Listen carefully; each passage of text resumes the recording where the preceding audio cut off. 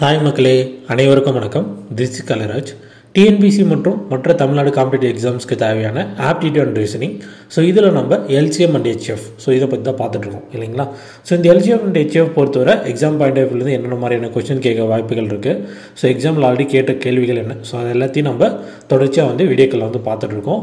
அதே போல் இந்த வீடியோலையும் என்னென்ன டைப்ஸ் ஆஃப் சம்ஸ் இருக்குது, எக்ஸாமில் கேட்டக்கூடிய கொஷின்ஸ் எல்லாத்தையும் நம்ம தொடர்ச்சியாக நம்ம பார்க்க ஆரம்பிக்கலாம். ஸோ வீடியோவை முழுமையாக பாருங்கள். ஸோ ஃபஸ்ட்டு இந்த சம்மில் என்ன கொடுத்துருக்காங்க அப்படின்னு சொல்லிட்டு நம்ம பார்க்கலாம். ஸோ இங்கே பார்த்தீங்கன்னா ஃபைண்ட் ஹெச்எஃப் அப்படின்னு சொல்லிட்டு கொடுத்துட்டாங்க. ஆல்ரெடி நம்ம போன வீடியோவில் பார்த்துருப்போம், இதே மெத்தடில் சம் பார்த்துருப்போம், ஞாபகம் இருக்குங்களா. ஸோ இந்த மாதிரி ஃபைண்ட் ஹெச்எஃப்னு கொடுத்துட்டு நமக்கு பார்த்தீங்கன்னா 35, 49, 14 சொல்லிட்டு நம்பர்ஸ் இருக்குது. அதே போல் பவர்லலாம் கொடுத்துருக்காங்க. ஸோ இது எப்படி போகிறதுன்னு நம்ம போன வீடியோவில் பார்த்துருப்போம். ஸோ இது உங்களால் போட முடியும் அப்படின்னா ஜஸ்ட் வீடியோ பாஸ் பண்ணிட்டு நீங்கள் ட்ரை பண்ணி பாருங்கள், ரைட். ஸோ நம்ம அப்படியே நம்ம சால்வ் பண்ணிடலாம். ஸோ ஃபர்ஸ்ட் நம்ம என்ன பண்ணுவோம், ஹெச்எஃப் பொறுத்தவரை கொடுத்துருக்கூடிய நம்பர்ஸ் நம்ம எடுத்துப்போம். 35, 49, 14. ஸோ இந்த 35, 49 அப்புறம் 14க்கு நம்ம ஃபஸ்ட்டு என்ன கண்டுபிடிப்போம், ஹெச்எஃப் கண்டுபிடிப்போம் இல்லைங்களா. ஸோ 35, 49, 14க்கு நமக்கு ஹெச்எஃப் என்ன வருதுன்னு பார்ப்போமா. எதால் பண்ணலாம், நம்ம 7ஆல் பண்ண முடியும். 3 காமனா 7ஆல் நம்ம டிவைட் பண்ண முடியும். So 7 5s are 35, 7 7s are 49, 7 2s are 14 வரும். இது ஃபர்தராக பண்ண முடியுமா, பண்ண முடியாது. அப்போ நமக்கான ஹெச்எஃப் வேல்யூ என்னங்க, 7. ஸோ நம்ம ஃபஸ்ட்டு நம்ம என்ன பண்ணலாம், அந்த 7ஐ எடுத்து எழுதிக்கலாம், ரைட். அடுத்து 3த்துலேயும் காமனாக நமக்கு XYZ இருக்குது. 3த்துலேயும் இருக்கா, ஆமாம், இங்கே இருக்குது, இங்கேயும் இருக்குது, இங்கேயும் இருக்குது. அப்போ காமனாக நம்ம XYZ காமனாக நம்ம எடுத்து எழுதியாச்சு, ரைட். அடுத்து எக்ஸில் இருக்கிறதுலே லீஸ்ட் தான் எடுத்துக்கணும். ஏன் லீஸ்ட் எடுத்துக்கணும், நான் ஆல்ரெடி சொல்லியிருப்பேன், ஹையஸ்ட் அப்படின்னா லோ அப்படின்னு ஞாபகம் வச்சுக்கோங்க அப்படின்னு சொல்லிட்டு போன வீடியோவில், சரிங்களா. ஸோ நம்ம பவரில் இருக்கக்கூடிய பவரில் இருக்கிறதுல கம்மியான பவர் எதுவோ அது நம்ம எடுத்துக்கணும். இங்கே எக்ஸ் இருக்குது, எக்ஸ் இருக்குது, எக்ஸ் இருக்குது. இங்கே x⁵, x² வெரி எக்ஸ் மட்டும் நம்ம அப்படியே எடுத்து வச்சுக்கலாம். அடுத்து இங்கே y³ இருக்குது, இங்கே வெறும் y மட்டும் இருக்குது. அப்போ நம்ம y அப்படியே வச்சுக்கலாம். இங்கே z⁴ இருக்குது, z³ இருக்குது, z² இருக்குது. அப்போ நம்ம z² எடுத்துக்கலாம், ரைட். ஒரு ஹெச்எஃப் அப்படின்றது 3த்துலேயும் காமனாக இருக்கிறது எடுத்துக்கணும், அதே போல் பவரில் கம்மியாக இருக்கிறது எடுத்துக்கணும். அப்போ இதுதான் நமக்கான answer. So 7xyz⁴, sorry z², right. So இப்போது ஹெச்எஃப் வச்சு நம்ம இந்த மாதிரி பவரில் கேட்டாங்கன்னா என்னென்ன பண்ணணும் அப்படின்னு பார்த்துட்டோம், சரிங்களா. அடுத்து எல்சிஎம் பார்க்கணும்ல. ஸோ எல்சிஎம் பார்த்துருவோமா, ரைட். ஸோ இங்கே நமக்கு ஒரு எல்சிஎம் நம்பர் இருக்குது, ஓகேவா. ஸோ இந்த மாதிரி எல்சிஎம் கொடுத்தாங்கன்னா நம்ம என்ன பண்ணணும் அப்படின்னு சொல்லிட்டு நம்ம பார்க்கலாம், ரைட். ஸோ இங்கிட்டு நமக்கு x³ y² xyz அப்படின்னு சொல்லி கொடுத்துருக்காங்க, சரியா. ஸோ இது நம்ம எப்படி எடுத்து எழுதுகிறோம் அப்படின்னு பார்ப்போமா. ஃபஸ்ட்டு நம்ம எடுத்து எழுதிக்கிறேன். ஸோ நான் எல்சிஎம் கண்டுபிடிக்க போகிறேன், ஓகேங்களா, ரைட். ஸோ இங்கே பார்த்தீங்கன்னா எக்ஸ் இருக்குது, இங்கே ஒய் இருக்குது, இங்கே எக்ஸ் இருக்குது, ஒய் இருக்குது, இசட்டும் இருக்குது. எல்சிஎம் பொறுத்தவரை ஹெச்எஃப் மாதிரி காமனாக இருக்கிறத மட்டும் நம்ம எடுத்துக்க போகிறதில்ல. எல்சிஎம் பொறுத்தவரை இருக்கிறது எல்லாத்தையும் எடுத்துக்கணும், சரியா. இப்போ இங்கே எக்ஸ் இருக்குது, ஒய் இருக்கா, அப்போது எக்ஸும் எழுதிக்கணும், ஒய்யும் எழுதிக்கணும். இங்கே இசட் இருக்கா, அந்த இசட்டும் எழுதிக்கணும். இங்கே இல்லாததையும் நம்ம எடுத்து எழுதிக்கலாம், பக்கத்தில் இருக்கிறது இருந்துச்சுன்னா அப்படின்னா, சரியா. அதே போல் பவரில் இருக்கிறதுலே பார்த்திங்கன்னா ஹையஸ்ட் பவர் எடுத்துக்கணும், சரியா. அங்கே நான் என்ன சொல்லியிருக்கேன், ஹையஸ்ட் அப்படின்னா லோ ஞாபகம் வச்சுக்கோன்னு சொல்லியிருக்கேன். இங்கே லோ இல்லையா, லீஸ்ட் இல்லையா. ஸோ நம்ம ஹை அப்படின்னு ஞாபகம் வச்சுக்கோங்க. அப்போ இருக்கிற பவர்லேயே பார்த்திங்கன்னா அதிகமான பவர் x³ y², இதான் பவரில் அதிகம் இல்லையா. ஸோ அதை நம்ம ஞாபகம் வச்சுக்கணும், ரைட். ஸோ எல்சிஎம் பொறுத்தவரை இருக்கிற எல்லாத்தையும் எடுத்து எழுதிக்கணும், பவரில் இருக்கிறதுல அதிகமாகவும் எடுத்து எழுதிக்கணும். ஸோ அதுதான் நமக்கான எல்சிஎம். ஸோ இதுதான் நமக்கான ஆன்சர், புரிஞ்சுதுங்களா, ரைட். ஸோ இதுதான் ஹெச்எஃப்க்கும் எல்சிஎம்க்குள்ள அந்த பவரில் கேட்கக்கூடிய சம்முக்கான டிஃப்ரென்ஸ். ஒன்றா சம் பார்ப்போம்.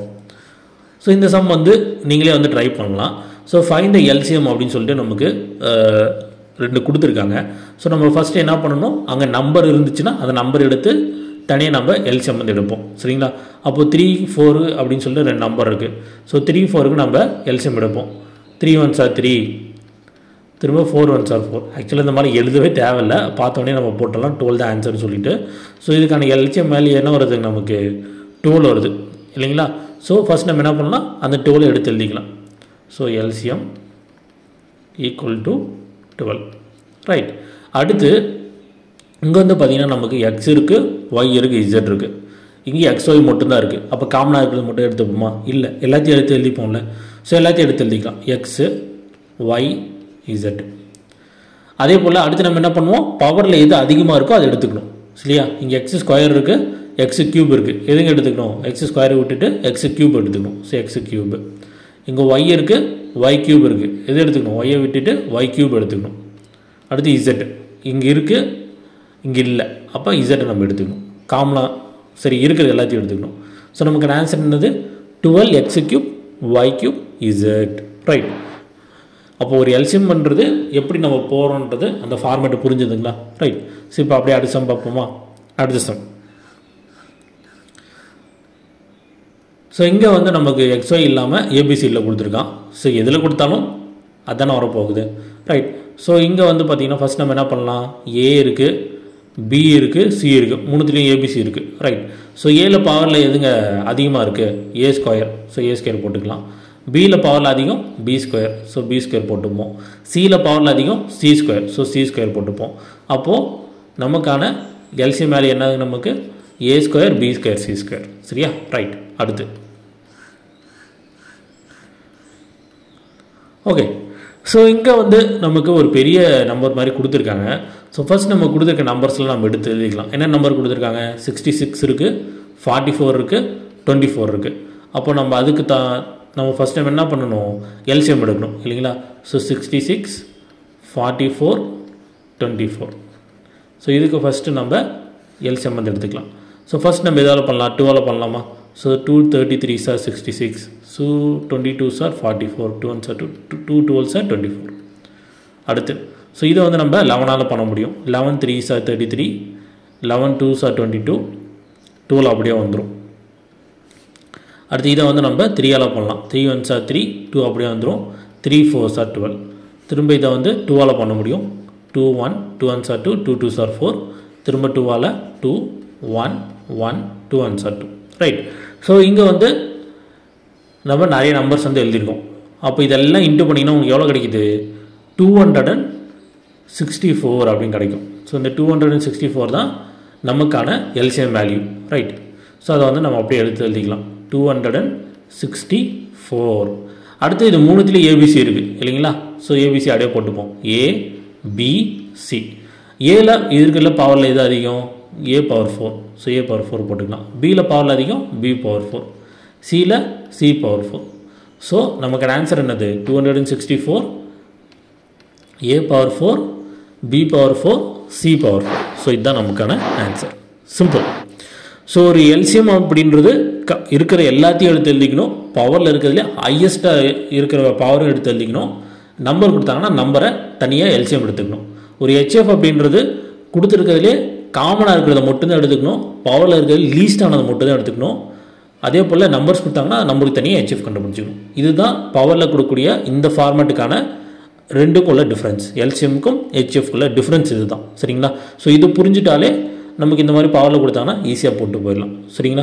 ஸோ இப்போது இந்த வீடியோஸில் பார்த்த வரையும் உங்களுக்கு எதாவது டவுட் இருக்குது அப்படின்னா மறக்காமல் கமெண்ட் பண்ணுங்கள். ஸோ இந்த வீடியோவில் நம்ம பார்த்த வரையும் இந்த எல்லா கணக்குகளும் உங்களுக்கு எளிமையாக புரிஞ்சிருக்குன்னு நம்புகிறேன். ஸோ உங்களுக்கு யாருக்காவது டவுட் இருக்குது, எதாவது கேட்கணும்னு நினச்சிங்கன்னா கீழே ரெண்டு WhatsApp and Telegram channel links எல்லாம் கொடுத்துருக்கேன், அங்கே போய் ஜாயின் பண்ணிக்கோங்க. அதுபோல் உங்களுக்கு டவுட் இருந்தாலும் அங்கே நீங்கள் கேட்கவும் செய்யலாம். நம்ம டெய்லி போஸ்ட் பண்ணக்கூடிய வீடியோஸோட லிங்க்ஸ் எல்லாமே நம்ம அங்கே ஷேர் பண்ணிட்டுருக்கோம். ஸோ அங்கே நீங்கள் டெய்லி வந்து பார்த்துக்கவும் முடியும். ஸோ உங்கள் ஃப்ரெண்ட்ஸ் கூடயும் இந்த வீடியோஸ் வந்து ஷேர் பண்ணிக்கோங்க. இந்த வீடியோ உங்களுக்கு பிடிச்சிருந்தா அப்படின்னா லைக் பண்ணிக்கோங்க. ஃபியூச்சரில் இருக்கிற வீடியோஸோட நோட்டிஃபிகேஷன் உங்களுக்கு நினச்சிங்க அப்படின்னா மறக்காம அந்த சேனல் சப்ஸ்கிரைப் பண்ணிட்டு பக்கத்தில் இருக்க பெல் ஐக்கனை கிளிக் பண்ணிக்கோங்க. ஸோ இதோட இந்த வீடியோ முடிச்சிக்கலாம். ஸோ தேங்க்யூ ஃபார் வாட்சிங் this video. This clarification of. இதே போல் இன்னொரு வீடியோ உங்களுக்கு சந்திக்கிறேன். தேங்க்யூ. நன்றி. வணக்கம்.